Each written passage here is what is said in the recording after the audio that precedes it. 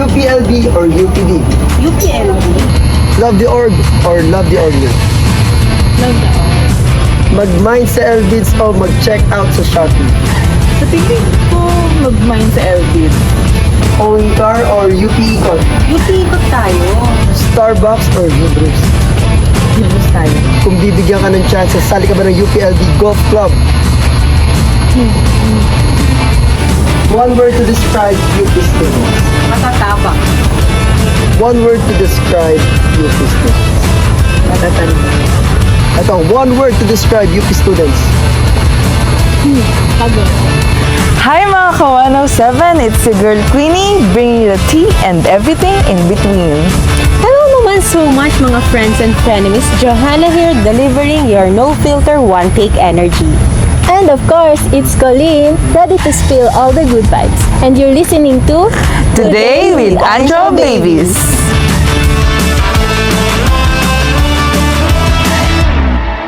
So, ano nga bang topic natin for today? Ano bang nasa isip nyo? Gusto nyo bang pag-usapan yung mga sarili natin? Actually, no? Sa tingin ko, palagi natin pinag-uusapan yung iba. So, I think tayo naman ang pag-usapan natin. So, about ba sa mga UP students to? UPLB students or... In general?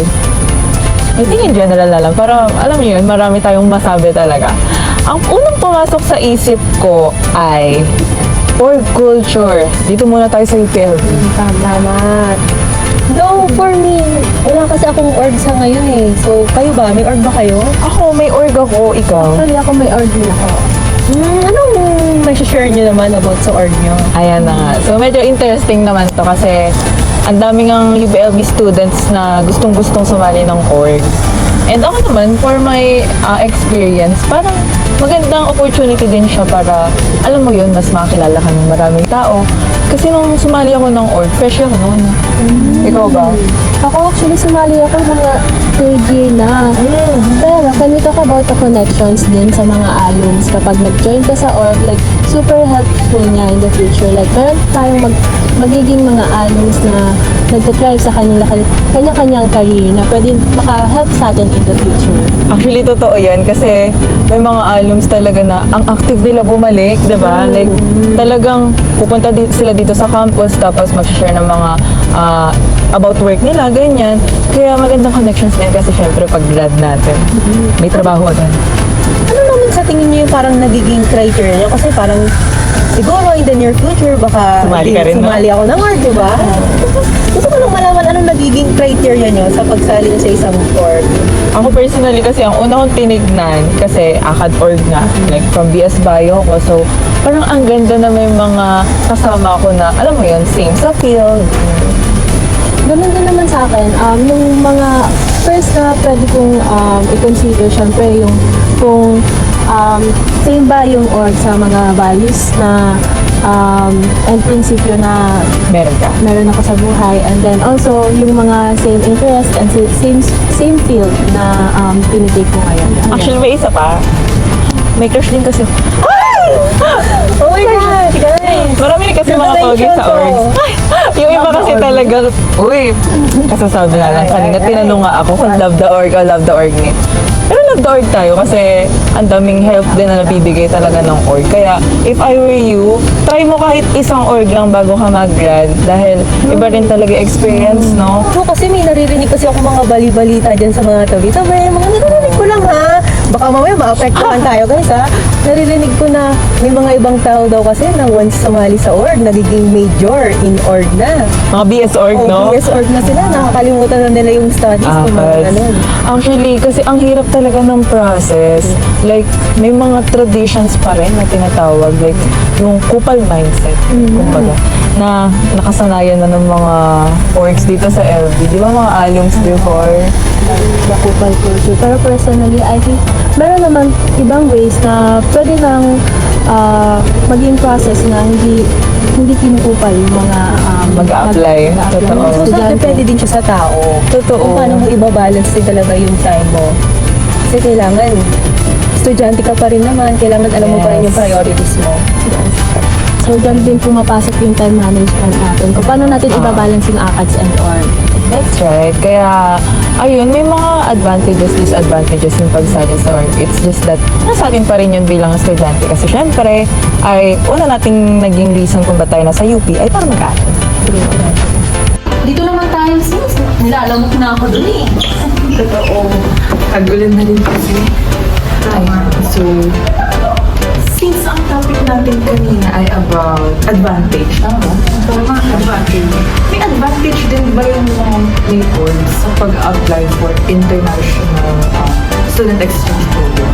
May idea ba kayo sa mga process natin? Parang, eto kasi, tinry ko siya, like this year lang din.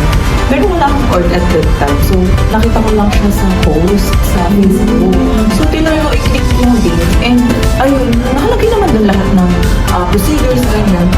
And, actually, may part doon na kailangan recommendation. So, may advantage. Feeling ko may advantage lang ba kung yung org nila ay may advice yun. Talagang, Mga experience yun. experience. Pero sa experience ko naman, doon napagbigyan naman ako, siguro isa natin sa mga sinwerte. Oo, sinwerte. Kaya, ang maganda talaga doon, credentials. And aside from credentials kasi, iba rin yung experience mo na makapag-aral din. Diba? Like kayo ba, may nakilig na ako sa mga friends mo?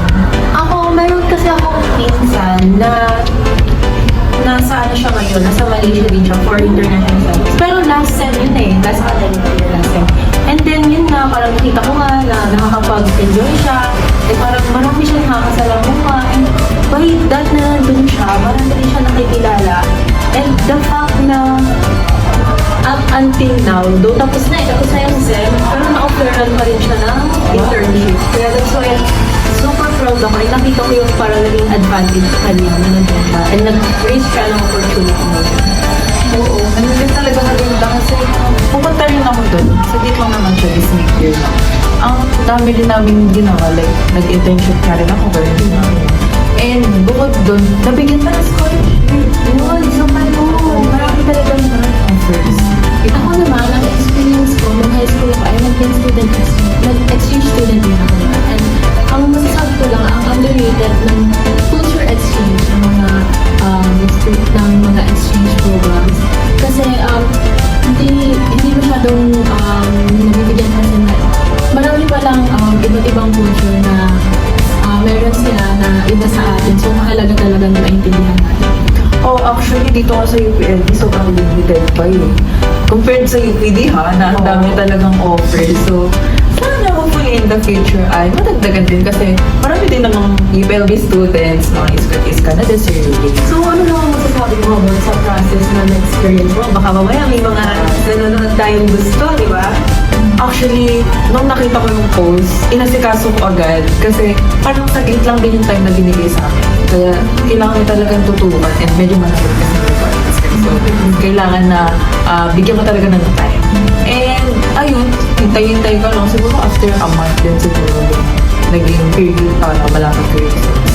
Ayun, binibigyan naman nila talaga sa mga students na qualified. Of course, related din yung mga courses din sa university. Isasarado na daw yung room, guys. Dito naman tayo. So, speaking of pagiging exchange student mo, nakapag-travel ka ba? Nag-enjoy ka ba sa pag... Actually, oo. Kasi may mga free time din kami noon. Tapos, pag weekend, wala talaga kaming pasok. Wow. And may budget din. May budget din kasi aside sa scholarship, syempre nagpadala din naman ng allowance parents ko. So, isa ka pala sa mga UP Burgess na pinag-uusapan ngayon. Isa siya, guys. Ay, tandaan niyo to. Hindi po tayo part ng UP Burgess na yan. Narinig ko ka rin sa TikTok kasi sinasabi nilang gano'n, mga UP students daw ngayon, may mga sarili na sasakyan, ganyan. Yung mga gamit, Apple ecosystem, di ba? Tapos may nabuo pang, ano yun, UP Golf Club? Golf Club. Di ba? Kaya, At kung mapapansin nyo, yung mga parking slots dito sa UP campus, punong-puno na ng mga kotse. Diba? parang wala na maparkingan yung mga prof mismo, di Makikita ba? mo nga sa gilid-gilid na may nakapark na dyan eh. Totoo. Dito pa lang sa UPLB, yun, paano pa sa Diliman, di ba? Or sa ibang UP campus.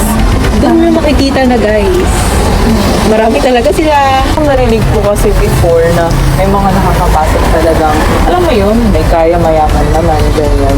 Tapos yung mga galing sa probinsya, parang sila pa yung hindi nabibigyan ng chance makapasok. Kaya siguro tayo natatawag na UP Birdies. Totoo. Siyempre, hindi naman natin pwede i-invalidate yung feelings ng mga gusto rin makapasok dito, ng mga hindi masyadong kayang mag-afford ng mga private schools. Unlike yung mga mayayaman na talaga na mga naka-own car and kayang mag-travel din. Grabe, mag-enjoy, gano'n. Kumbaga may choice naman, pero iba pa rin kasi talaga ang pagiging UP student. Masasabi natin, hindi din natin sila masisisi kung bakit gusto nila mag-aral sa UP. And syempre, quality education. Qualified din naman yung grades nila, di ba? Siyempre, hindi lang naman socio-economic status ang tinitignan. Yung academic qualification. Kaya, understandable din naman na may mga ganong tao. Sadyang hindi lang din natin maiwasan na ma-judge talaga ng mga nasa labas. Totoo. Lalo na kaya rin naman ng mga UP Burgess na makapag-aral sa mga private school na maganda rin naman yung quality of education. Tama. So, ayun. Pero sino bang ayaw sa libre, di ba? Diba? Libre na yan eh. Yan eh. Pasado pa Pera na, eh. diba? So, ano nga ba yung topic natin kanina? About UP Burgess. UP Birdies. So, Tama.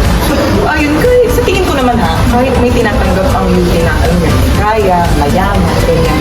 Di ba rin naman nila pinapabayaan yung mga kapwa nating iskot-iskot? Alam mo yun, medyo or kinukulang sa ganyan. Ano ba yung mga ino-offer nila? Ano ba meron? Alam ko, meron tayong tinatawag na SLAS eh, yung mga Student Learning Assistance. Alam mo ba ito? Ang problema nga lang din sa SSN ay matagal yung proseso. Ay, oo. May mga kilala ko nagre-reklamo nga kasi parang ilang buwan na. Wala pa rin silang natatanggap. Ay, parang kayo mag-apply o hindi? Actually, na-try ko nung session, pero daw natanggap. Ako naman hindi ko pa nakita. Hindi ko pa natatay. Pero nung meron kasi akong mga kaibigan na na-try na nilang mag-apply. Meron akong kilala na isa, natanggap naman siya. And meron daw mga binibigay na allowance, ganyan. Meron na din ako nabalitaan, meron din gadget assistance.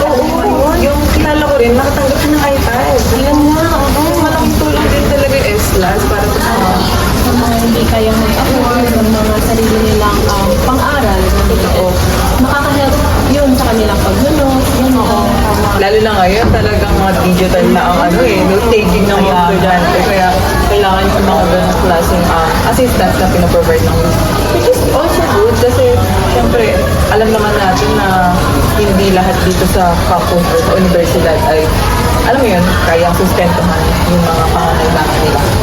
So, yung pera na yun or yung assistance natin, malaking bagay para sa kasi di din natin matatanggal, medyo mahal din ang mga gastusin, di ba? Lalo na kung nag-dorm ng isang tao. Ayan yung isa sa mga maganda sa UP na hindi talaga nila pinapabayaan yung mga estudyante nila. Lalo na yung mga hindi kayang makasabay sa bagahan.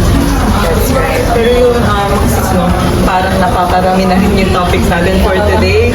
And siguro ang last question ko na lang sa ating tatlo. Ano yung main takeaway nyo sa mga napag-usapan natin? Like, siguro konting sharing lang din sa mga na-realize or natutunan.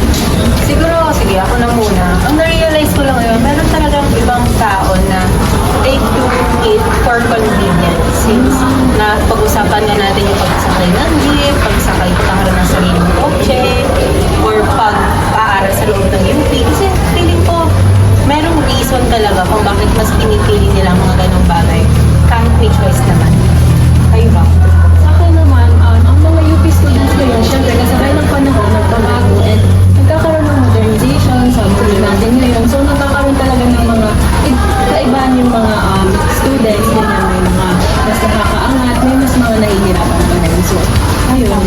Para sa akin naman, ang pinaka-napansin ko kasi compare natin sa mga estudyante natin, hindi sila ganun ka-vocal pa. Alam mo yun, kasi parang may konting takot pa rin na magsalita yung freedom of speech, ganyan. Pero ngayon, kitang-kita natin sa mga estudyante na talagang malaya na magsalita, maghayag ng mga nasa napapansin nila or like nakikita nilang mali sa system. Kaya maganda rin yan na magpatuloy kasi syempre dahil doon may mga calls tayo na a-address, ganyan. May mga issues tayo na, alam mo yun, nabibigyan ng sagot, ganyan. Kasi para din naman sa ating sa ka-estudyante. Tama, tama. Agree ako sa inyo. So, I think that's it for today, no? So, ayan lamang po sa ating podcast for today. And again, thank you for listening to Today with Ancho Babies.